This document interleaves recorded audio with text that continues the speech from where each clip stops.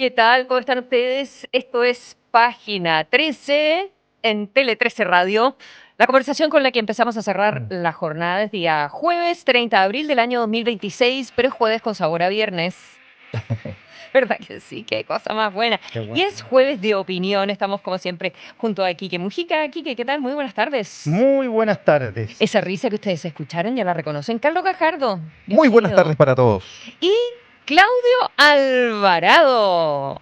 Muy buenas tardes. Bienvenido. Muchas gracias por la invitación. Un gusto estar aquí. Qué rico que nos acompañas hoy día y con un tema que nos va a presentar en el segundo bloque, Claudio, que es la oportunidad para la derecha. ¿Y por qué podrías aprovecharla? Todo o nada. ¿Tanto Ahí- así? Ahí ¿Todo vamos a o andar, nada? ahí Ya, vamos a andar. vamos a andar. Voy a hacer una cosa. Nunca me había pasado en la historia de mi vida periodística estar en el mismo estudio con un Claudio Alvarado en la mañana y un Claudio Alvarado en la tarde. Y no tienen nada que ver. Solo alcance de nombre. Es muy raro. Sí. Solo alcance de nombre. Con el Le ministro llegan- Alvarado Andrade. Me llegaban mensajes, hoy, eso me gustaría a mí que me llegaran los mensajes, Lo mismo les decía yo. los mails Sí, equivocados. más de alguien se ha equivocado, pero eso no lo vamos a comentar. Pero te han llegado mails así como WhatsApp, algunos WhatsApp. Sí. secretos. No, pero hay gente que se ha confundido. Sí, un poco. Qué rico. Qué rico, el sueño del periodista. Carlos Gajardo, conversábamos con la Anita, con nuestra jefa. Ay, ¿qué tema va a hacer Carlos Gajardo? Y le chuntamos. Secuestro. Sí, pues caída de Maduro, caída de Mm. cajón. Y es un tema grave, es un tema importante y sobre el cual creo que tú nos puedes iluminar bastante al respecto. Mira, es un tema importante de poner en la mesa, ¿no? Porque hubo la semana pasada 2 secuestros en días sucesivos que alertó, por supuesto, a la opinión pública, al gobierno, al Ministerio Público, de distintas características y sirve al tiro para diferenciar, ¿no? Uno fue el secuestro ocurrido en San Miguel de esta persona de 84 años, con un secuestro que se dio desde un momento bastante bien planificado, y al día siguiente un segundo secuestro de una mujer, me parece que fue en Estación Central, en moto, de nacionalidad peruana, y que fue liberada al otro día y con detenidos, ¿no? Entonces, al tiro te permite identificar 2 tipos de secuestro. Uno que podríamos hablar del secuestro express, que está de alguna manera vinculado más a tanto como víctimas como victimarios a personas de nacionalidad extranjera, que en algunos casos tiene vinculaciones con otros delitos, con tráficos de droga, ¿no es cierto? Y por lo tanto se busca hacer de alguna manera una pasada, una ganada de dinero más o menos rápida, versus este otro secuestro que preocupa mucho más porque es un secuestro más planificado, que puede durar mayor cantidad de tiempo, como efectivamente ocurrió en este caso, casi 8 días, donde las cantidades de dinero que se piden son mucho más altas y donde las víctimas además no tienen un perfil vinculado a alguna actividad delictual, son además chilenos, en general con cierto poder económico, adquisitivo, empresarios de mayor o menor tamaño. Y que por supuesto genera una preocupación mucho más importante en la comunidad porque te da la sensación de que es un delito en que le puede suceder a cualquiera, por lo tanto, ¿no? Que cualquiera podría ser víctima de un delito de secuestro en un país que, digamos, no está acostumbrado a este tipo de delitos. Uno hace la comparación con otros países sudamericanos y es muy común que personas con cierto patrimonio anden con guardaespaldas, ¿no es cierto? En autos blindados, con muchas más medidas de seguridad. Bueno, ahora aquí también, ¿eh? Sí, pero mucho menos, mucho más incipientemente, porque es un delito que todavía lo miramos con cierta distancia. Estuve mirando las cifras oficiales del Ministerio Público y fíjate que durante los últimos 10 años, del 2014 en adelante, los números eran bastante parejos, entre 300 y 500 secuestros al año en su versión amplia de privación de libertad. Y se pegan un salto muy importante a partir del año 2022, que ahí sucesivamente son 800 y tanto, 826, 850, 868, se instalan en ese número que duplica, ¿no?, a lo que existía en la década anterior y que por supuesto genera una preocupación importante en la ciudadanía, el Ministerio Público y las policías. En este caso, yo creo que es muy importante el desafío que tiene el sistema de investigar esto y de esclarecerlo de manera bastante completa, sobre todo para desincentivar rápidamente que esta que esta forma delictiva sea considerada atractiva por organizaciones internacionales. Y aquí ya tenemos harto antecedentes de quienes estarían detrás. Lo ha señalado el fiscal Barros, que es el fiscal que está a cargo de estos temas. Aparentemente sería una organización vinculada al Tren de Aragua, ¿no es cierto? Los detenidos son 3 de nacionalidad venezolana, de más de 30 años todos. Denota bastante organización, sofisticación. El mismo acto en que se secuestra a la persona es un acto muy limpio, lo tenían muy estudiado, muy seguido, abandonaron inmediatamente el auto, el teléfono, es decir, evitaron dejar cualquier tipo de huella. De la información que tenemos hasta ahora, lo tuvieron en distintos lugares en Santiago, algunos de ellos ya identificados, un taller mecánico en Cerro Navia. Se produce la negociación, que efectivamente existió, con la VIP de la policía. Se comenzó pidiendo una cantidad muy alta de dinero, se ha hablado de $1 millón, de 700 millones de pesos. Aparentemente la liberación se produce después de un pago de una cifra bastante menor. El auto donde se efectúa la liberación es quemado, ¿no es cierto?, para evitar cualquier tipo de huella. O sea, es una organización que tiene un nivel de sofisticación, de logística mucho más importante, lo que por supuesto genera preocupación. Yo creo que es un desafío muy importante que todos los delitos a uno le gustaría que se aclararan, pero que sea particularmente esclarecido, detenidas todas las personas, que la justicia en su momento se dé cuenta de la gravedad y ponga penas altas. Y un comentario en esta primera parte nomás, es bien valorable además la responsabilidad, yo diría, 1 de los medios y 2 de la clase política ante un hecho tan grave, porque los medios mantuvieron un silencio absoluto respetando lo que pidió la Fiscalía, ¿no es cierto? Que no se filtrara información del caso, y efectivamente el caso desapareció de los medios durante la semana que estuvo esta persona secuestrada. Solo se conoció una noticia justamente la noche anterior a que fuera liberado. Y eso, por supuesto, favorece un proceso de negociación y que la policía pueda hacer bien su trabajo. Piensen ustedes que habían 4 detenidos y eso no se filtró, nunca se supo. Y esa información, por supuesto, tiene que haber estado en conocimiento de los medios. Y yo también valoro cómo la clase política ha reaccionado al tema, porque ¿En qué sentido? En un escenario en que todo es motivo de crítica, ¿no es cierto? Bien o mal, no, lo dejamos para otro momento eso, pero el almuerzo se critica, el oficio, el descontinuar, ¿no es cierto? Todo es guerrilla política. En este caso, busquen alguna crítica que haya hecho alguien de oposición al gobierno por este secuestro, por, no sé, uno podría haber dicho, oye, la inacción del gobierno, ¿qué está pasando? Nada, muy templado todo, entendiendo que aquí hay un bien superior que tiene que ver que esto tiene que ser una respuesta institucional, y a mí me parece eso valorable en una... Estamos siempre, yo por lo menos, bien acostumbrado a criticar a los políticos, ¿no es cierto?, que siempre están mediando las patas. Yo creo que aquí valoro esta conducta que han tenido institucional de no intentar sacar ventajas políticas de un delito grave. ¿Cuál es de la pena del secuestro? Depende de varios factores, porque el secuestro simple es el que dura menos de 24 horas y sin que se pida dinero de rescate de por medio. Cuando el secuestro se extiende por más de 24 horas pasa a ser más grave, y si es extorsivo, es decir, si tú pides rescate, también pasa a ser más grave.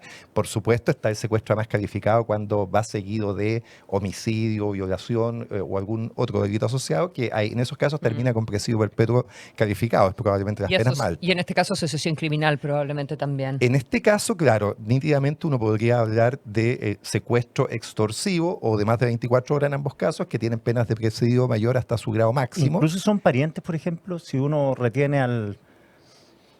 No sé, no es que el abuelo no... Pero a la pareja, dices tú. Claro. Podría ser. Si se extiende por más de 24 horas, entra en la misma categoría. Ahí va a ser difícil que uno pida que haga algo extorsivo. Demostrar que la persona secuestrada por supuesto, estaba contra su voluntad. Ahí. Sí, exacto. Sí. ¿Claudia?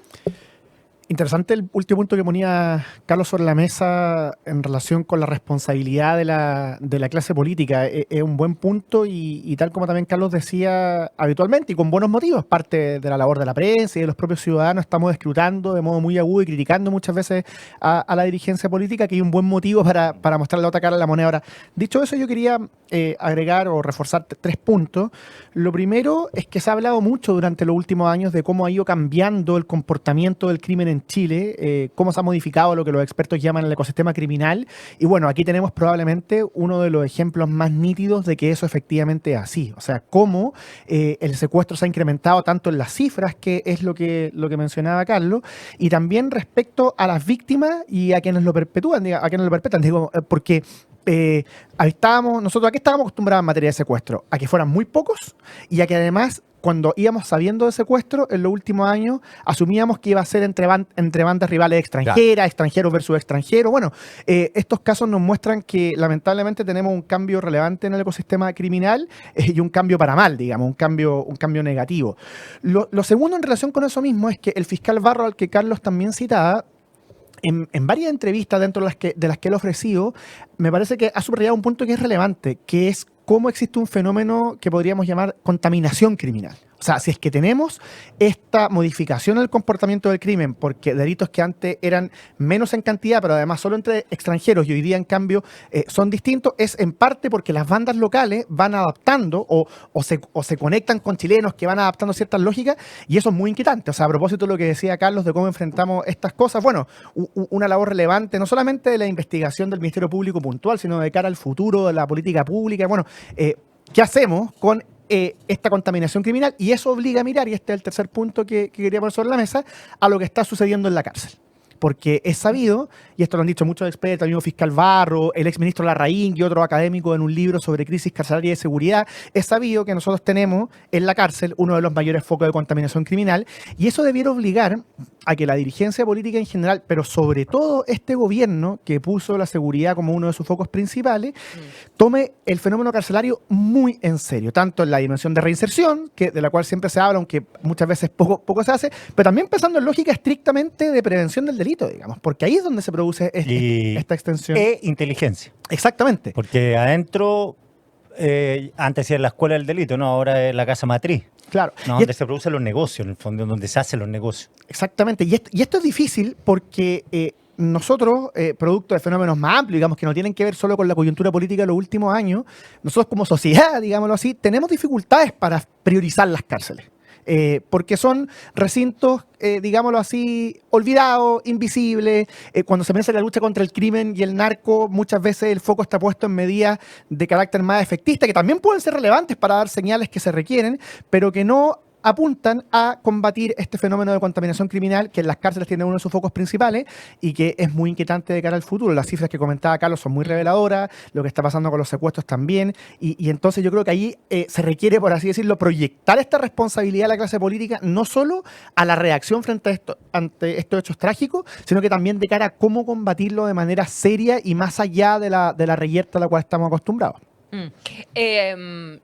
También hay una preocupación porque quizás, Carlos, uno también aplica, no sé, como parámetros medios del siglo XX a los nuevos fenómenos criminales, fenómenos nuevos criminales en Chile, en realidad, o casi como un poco de las películas. Porque tú dices, bueno, entonces yo conozco a la víctima, sé quién es, bueno, pero también se pueden hacer por encargo. O sea, tú puedes tener asesinato de sicariato por encargo, puedes tener eventualmente secuestro por encargo de alguien también, y nos vamos a media, en fin. Entonces, estaba recordando el caso de Rancagua del año 2023, donde se detuvieron a los responsables, se detuvo a los responsables, pero el caso se manejó bajo reserva, todas las audiencias fueron bajo reserva también. Eran del Tren de Aragua, estuvo 2 días secuestrado el empresario de Rancagua, se pagó el rescate, 137 años de presidio se les dio, pero tampoco conocemos cuáles son los detalles del caso. Entonces la reflexión sobre cuáles son las modalidades en que funciona esto cuando se empieza a extender más allá de el secuestrarse entre bandas y el equilibrio entre que sepamos cómo funcionan y que esto se haga para callado para poder controlarlo. No, claro, o sea, yo creo que la reserva que tiene la prensa y la fiscalía y los medios se entiende muy bien mientras está en curso el secuestro, ¿no? Pero me parece que no debiera haber óbice para que después podamos conocer los antecedentes, conocer los datos, para poder efectivamente tener una opinión crítica, para bien o para mal, respecto de lo que se hace, una reflexión de cómo mejorar, en fin. Porque yo creo que es bueno poder tener data, ¿no? Traía a colación la información de la Fiscalía que muestra esta duplicación en los últimos 3 años del fenómeno del secuestro, pero que sigue estando acotado, diría yo, a ciertos sectores, digamos, donde se produce con mayor frecuencia. Por eso este secuestro, igual que el de Rancagua, de alguna manera es distintivo, ¿eh? Son personas que ya no están tan vinculados a alguna actividad delictiva y eso genera evidente preocupación. Dicho eso, y por lo tanto que respecto a este caso es necesario aclararlo completamente, yo coincido con que también falta una reflexión más profunda de cómo encaramos de mejor manera los fenómenos delictivos, y ahí llama la atención que efectivamente, no sé qué opinará Claudio, pero yo habría esperado una mayor proactividad en esto del nuevo gobierno, ¿no? O sea, está bien, estamos recién en el segundo mes de gobierno, pero no veo que hayan medidas que uno diga distintivas de qué se están haciendo, existiendo cosas efectistas que a mí, coincido contigo, también me parecen necesarias. O sea, el tema de la zanja me parece bien, el tema de expulsar migrantes me parece bien, esas cosas hay que mostrarlas, hay que hacer. Estas rondas que se hicieron estos días cuando se detuvo a 3.000 personas, me parece fantástico. Inhibitorio, más que efectivo. Claro, claro, da señales, ¿no es cierto? Pero cuando hacemos la raya para la suma y decimos, bueno, ¿a dónde estamos parados ahora? La verdad que estamos parados bastante a donde estábamos parados antes, digamos. No hay una modificación profunda o importante de la política de persecución criminal que traía el gobierno anterior, que en todo caso estaba dando resultados positivos, no tan de manera tan importante, pero venía una curva descendente de los delitos importantes. Ahí el delito que más marca, por supuesto, es el delito de homicidio, y el gobierno anterior había logrado bajar esa curva desde el 6 y tanto al 5 y tanto, por ahí, lo que por supuesto es positivo, pero uno esperaría que hubiera probablemente medidas más de fondo que pudieran generar un impacto, que tuvieran una manifestación más profunda en los resultados, y ahí coincido que en el tema carcelario es un gran tema que además pasó a ser parte del Ministerio de Seguridad con la nueva reforma. Claro, hay todo un desafío respecto a cómo el traslado de gendarmería va a permitir que exista una mejor manera de abordar. ¿Y qué impacto va a tener eso? ¿O solo va a ser cambio de nombre, digamos? Claro, y obviamente la apuesta del cambio es que así no sea. Ahora, sobre el punto que pone Carlos a propósito del nuevo gobierno, en fin, yo algo de esto iba a decir al segundo bloque, pero lo adelanto. Yo creo que aquí hay que evitar dos errores, digamos, o dos miradas un tanto reduccionistas. La primera es pensar que las señales no importan, porque como decía Carlos, y yo también intentaba formularlo antes, la verdad es que nosotros necesitamos señales, necesitamos reivindicar el principio de autoridad, son inhibitorias, como decía aquí. O sea, esto fue parte del problema en algún minuto. El gobierno anterior, es verdad que en algunos delitos estos terminan bajando, pero si uno mira la historia larga, lo que fue su aproximación a estos temas, ahí una de sus dificultades fue justamente en materia de las señales que se dieron. Pero el otro problema, que yo creo que también hay que evitar, es pensar que las señales son suficientes, y evidentemente que no lo son.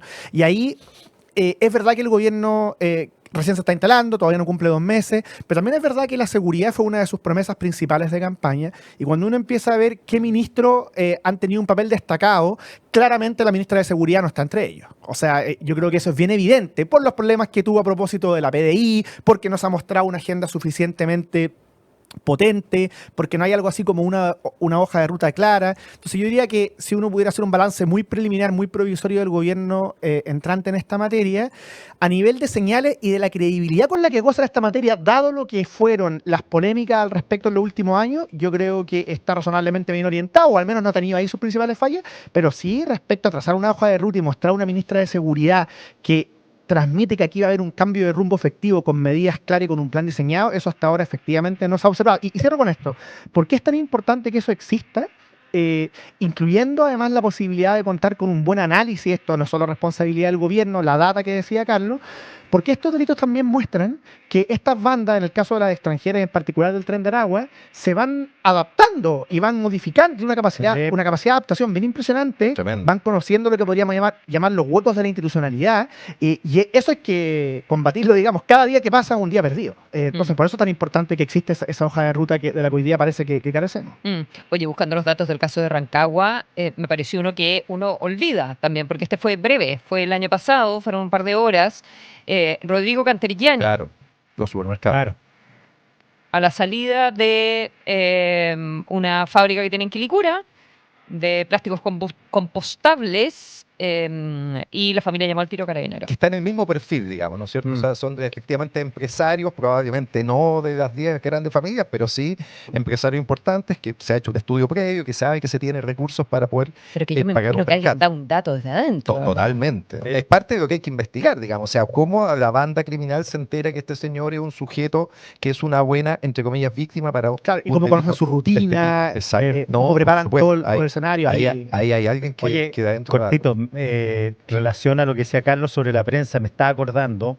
Cristian Edward lo secuestraron el 9 de septiembre del año 1991 y lo liberaron el 1 de febrero del año 1992 y nadie, yo estaba haciendo la práctica en el Mercurio, nosotros sabíamos que Edward estaba secuestrado, pero ni un medio publicó hasta el 1 de febrero. Eso yo creo que ahora sería impensable con el tema de las redes sociales. Claro, claro. Porque más se filtraría. Inevitablemente. Claro, y si se filtra por redes sociales, los medios tienen que... Claro, Uri. en esa época solo existían los medios oficiales, ¿no es cierto? Y por lo tanto, los medios oficiales en el sentido de la prensa. A ojos del Claro, público. Claro. La Tercera, Y la Mercurio, la los red canales. social, en ese Pero sentido, para pero bien estaban democratiza. pero estaban las radios. Estaba en la radio. No, pero siguen siendo medios Sí. formales más que oficiales. Sí, ¿no? Medios medios formales. formales. Claro, 145 Medios días. tradicionales. medios Increíble. tradicionales. Así Sí, es. sí. Esto es Página 13, son los jueves de opinión. Es la conversación con la que empezamos a cerrar la jornada en Tele 13 Radio, junto a Quique Mujica, Carlos Gajardo y Claudio Alvarado. Un programa que te invita a explorar nuevos puntos de vista. Escuchas Página 13 con Consuelo Saavedra y Quique Mujica.